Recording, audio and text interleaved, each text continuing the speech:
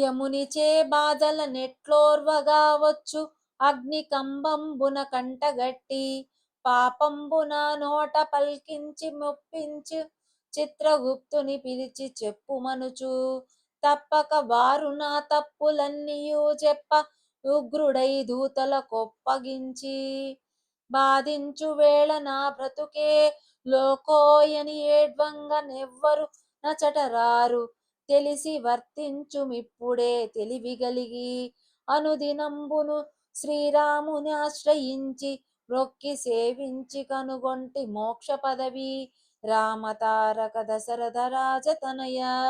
భావం: యమునిచే బాధలు పడి అగ్నిస్తంభమునకు కట్టబడి పాపములన్నింటినీ నాతోటి చెప్పించి ఒప్పించి చిత్రగుప్తుని పిలిచి నా తప్పులన్నీ తెలిపినప్పుడు కోపముతో యమధర్మరాజు వాని దూతలకి నన్నప్పగించినప్పుడు వారిచే బాధలు పడలేక నా బ్రతుకేలాను అని ఏడ్చుచున్నప్పుడు ఆ బాధను చూచి ఓదార్చటానికి ఎవ్వరూ రారు.